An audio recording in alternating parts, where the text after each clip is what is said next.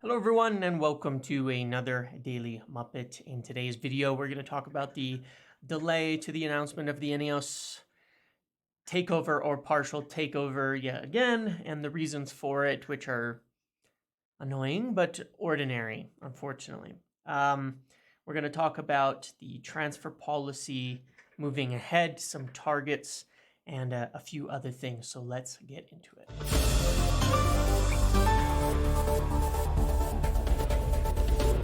Okay, so first and foremost, obviously, there's a match today, so we'll talk about that at the end. Give you something, hopefully, to watch this ahead of the game. If it goes ahead, which it looks like it will right now, but we'll see. There's still an hour to go. But in terms of the obvious, the takeover, the stake purchase of INEOS. That has been delayed in that it was supposed to be the prior week. It was supposed to be Thanksgiving, supposed to be this week. As it stands right now, it looks like it will not be this week. It may be another 2 weeks before this goes through. But it's not something, it's frustrating in that every one of us wants this to be like officially and formally wrapped up. It's been in the formalities, the legal sides of putting it all together for some time now. Jim Ratcliffe, as I've mentioned before, is on a holiday as of now. And the point of this is that he's not engaged in like these day-to-day negotiations and things like that. The deal is agreed in pretty much every possible aspect with the Glazers in terms of how it's going to work, what's going to happen, all of that. You might call that sort of an agreement in principle. If we were trying to make it similar to like a transfer, but now it's about legally putting it all together because there's a lot of parties involved. The Glazers, INEOS, obviously, the shareholders and stakeholders. There's so many pieces to this puzzle, and it's simply with the lawyers. And so, like everybody else, we're all waiting for them to wrap it up, but there is supposedly really nothing to be concerned about with the deal. As has been reiterated, no problems, nothing preventing it. It's simply a matter of working through, the legal aspects of things. So there's that. That being said, with January, obviously, when you take that into account and you take the whole owners and directors tests and all of that, INEOS would likely not be in January. That doesn't matter that much, okay? It's not a huge deal regardless. When they're going through the owners and directors tests and all of that, they cannot be appointing and hiring people, but they can still exert influence. And there are plenty of ways of getting around this from a legal perspective to where they could be in a more basically an advisement role, even if it's officially not there.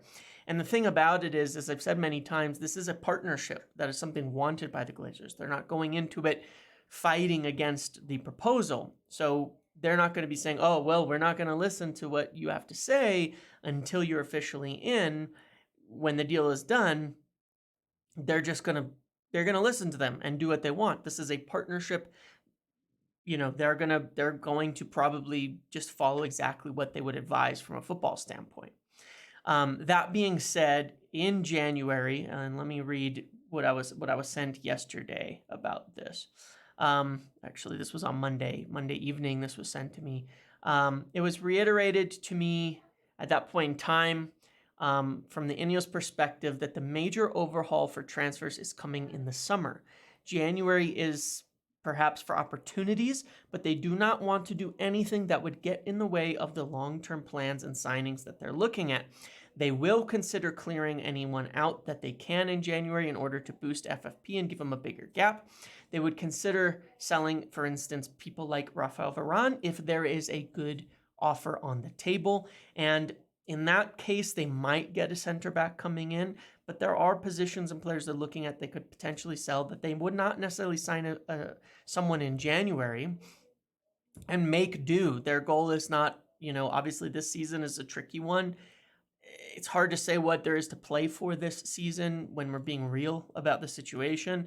So, it's a long term. Their philosophy is over the long term. Finances are really tight right now while this deal is in progress. I've even heard some senior contracts for youth being on hold, things like that. But the idea is that there's been budget cuts across the board at United. This is pretty ordinary in business, but it's essentially the hope is to give INEOS the biggest possible budget. Then with their investment coming in, it could potentially go even higher. Give them the most possible space, the biggest and maximum resources in summer to do a full overhaul. The INEOS belief system isn't about short-termerism.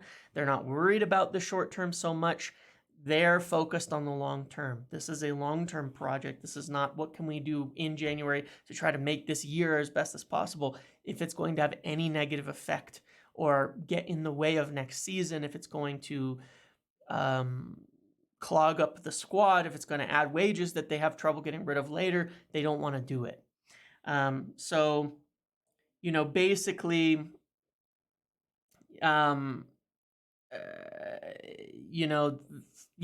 basically that. So they're going to be focused on the long term. So I wouldn't expect to see any signings majorly in January. The only thing I could consider is a center back, and we'll talk about those targets in a minute. The contracts, budget cuts are all that's down to the Glazers. It'll obviously change and be dealt with when INEOS come in, but the idea is to give them the biggest amount of flexibility. One of the interesting things that I have heard from INEOS, and this will tie into these center back targets or from the INEOS side, is they actually have a pretty respectable view of United's scouts and the targets that they've been identifying. From what I hear, the data they've been gathering, they see a problem with the recruitment, but they do not view the problem as the recruitment being the boots on the ground type of people. They view that the scouts, analysts, a lot of the individuals involved in this actually do a good job. And they seem to respect what they're doing, which they should, because United actually have a pretty robust scouting and analytics has been growing and there's good people involved there. The bigger issue that they view is the decision-making process, not the actual identification of all of these things and building of profiles, but a top-down direction on who fits best on an overarching plan. So they actually have a pretty good view of a pretty good opinion of United targets. And so obviously some of that is likely to change when you look at like the way that scouting works and all of that. If they change their in terms of who they target, if they set a plan or change direction, it might change who they target. But a lot of the names that they're looking at and building different profiles on, they think they're building the correct profiles. So it is an interesting thing here where you're going to see a lot of where you're going to see a lot of issues with, let's say, United identifying all these people, but the decision-making process is different. And that is good because there's been a lot of good targets identified over the years.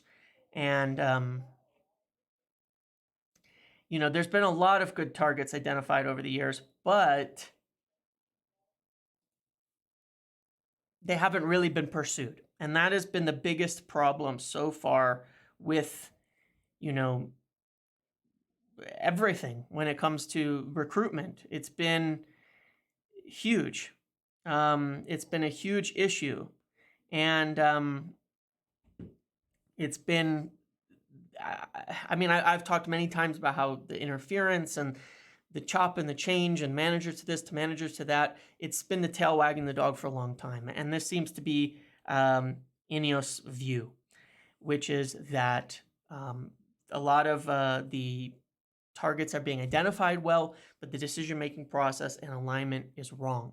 So that's why you're seeing major at the top staff changes being the priority to set that direction and to change the way that things are done. And how that ties into center backs is that the center back names are not expected to change. We're expecting to bring in, I believe, 2 center backs, maybe between January and summer. And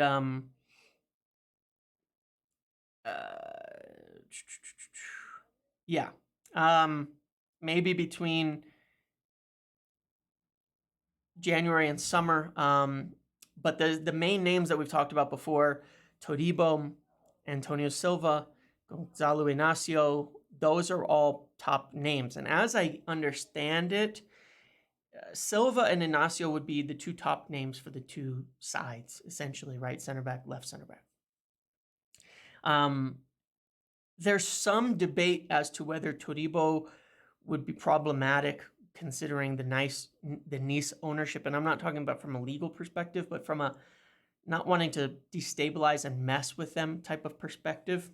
So I've gotten some doubts thrown to me about that one. So we will see. But as it stands, there was a report about Antonio Silva, and I think it would be accurate to say that he might be he's going to be expensive. He's going to be expensive, but it depends how expensive. They want two center backs coming in. I think, again, there's concerns with regards to Lisandro Martinez, but at the same time, there's also the possibility that both Maguire and Varane leave, and there's no right center backs, and you need two right center backs coming in. So we'll see. Some of that is going to be dependent on what happens with Lisandro Martinez over the rest of the season, but for sure, at least one right center back, maybe two, and depending on that left center back as well. So that's a huge area of focus, but those names I don't think are going to change. I think those are the same names that we're going to see moving forward right now. And while some in other areas it may change, the style of play may make it so that there's different midfielders, different wingers, different people like that coming in. In the center back area, it looks like those targets will remain the same targets under INEOS as of now. That's what I'm hearing. And if they go big, if they can move Varane, if they can move Maguire, then I think potentially Antonio Silva is the one, is viewed as the best player by the scouting. And I know in the past I've said that there's Todibo is the more likely one, but it's odd. There's been some doubts thrown to me at that, but at the same time they want two. So maybe it's both. Maybe it is both. I'm just not sure at the moment, but there is some accuracy to the idea that Antonio Silva would be potentially the top center back target come summer, just very expensive. But again, you factor all this into play and say, saving all this money, not spending much in January, clearing players out, making huge FFP space, they could make those kind of deals and do a big overhaul. Top center back, top midfielder, top forward, all can be done in one window and more if the space is there, and it could be. So we got to hope that is the case. There was an interesting, I say interesting, it was odd. It's an odd rumor. It's an odd rumor about Carlo Ancelotti potentially being a target for United. Comes from a tier 1 Madrid source, and that's one of the main reasons why it's one of the main reasons why anybody's putting any stock in it is because it comes from such a top Madrid source. It's a strange rumor. I didn't want to comment on it because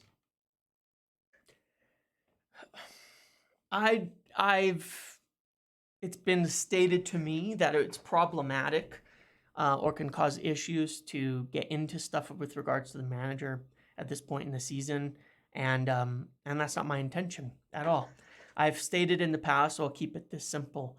Obviously, anybody involved taking over, coming in, is going to be looking at contingencies. The season is still on the balance as to what happens and how it goes. There may be a difference in ideas in terms of plans come summer from some of the new people who are coming in with INEOS. So obviously, it is a fact that they're going to be looking at contingencies and at potential other options when it comes to the manager perspective, because you have no idea how the season's going to go, and there's things to sort out, in terms of the role and setup of the manager with Ten Hag and all of that. That's not to say they're looking at making a manager change now or anything like that, they're looking at contingencies. If Ancelotti is one of those, no idea. No idea. One could draw some links and say, he was hired under Blanc at PSG a long time ago. It's a tier 1 Madrid source, so maybe there's some truth to it. Don't know. That's not my info, just observing the situation. My information is, as I've said before, it's obvious that INEOS will be looking at contingency plans and different options because you just never know. And it would be foolish of them not to, because foresight, planning ahead, planning for contingencies, planning for the things you don't want to do is just a part of any competent structure, and something that United have not been doing for years, where they have no idea what happens. That's why we've bounced on this whole manager process so poorly in the first place, is just a constant lack of planning, and that happens across the board. So you want those contingencies, even if it doesn't mean you're planning to make a change. Whether there's any truth to the Ancelotti thing, I have no idea. So I'll leave it at that. In terms of the Champions League game,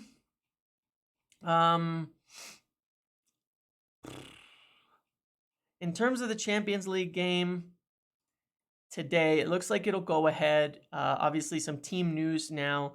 The changes are, Rashford out, which he's got the ban. Antony comes in. Højlund comes in at striker. Garnacho stays on the left. There's not much else you could do. Martial probably can't play 2 games in a week. Rashford not there. That's probably about what you expect. In the midfield, it looks like McTominay, Bruno, and Amrabat, which is obviously I think a lot of people were going to hope to see Kobbie Mainoo play again. But again, coming back from injury, playing 2 games in a week maybe is a factor. At the back, Wan-Bissaka back in. I think he'll be the starter regularly now that he's healthy. Maguire, Lindelof, and Shaw, and then Onana in goal. I think it's about what you'd expect. I think it's about what you would think. And so I imagine that we'll just have to see how it goes. I can't say that I'm confident with that lineup. I think our lineup against Everton was better, obviously. But we'll see. They need a result, or it'll be significant problems coming out of tonight. So I guess we'll have to watch that. I think this does have huge implications on the club, on the future, on the manager, on all of that. Dropping out of the Champions League this early in the groups would be pretty bad. I mean, financially it causes problems, but it's obviously not a great look regardless. But they really need to just go and get a result tonight. So that's the lineup, and that's what we've got. Okay. So that's what I have for today's video, trying to keep updated despite things being a little complicated right now. So we'll leave it at that. Thank you for watching. Make sure to like, comment, subscribe, turn notifications on. I'll see you in the next one.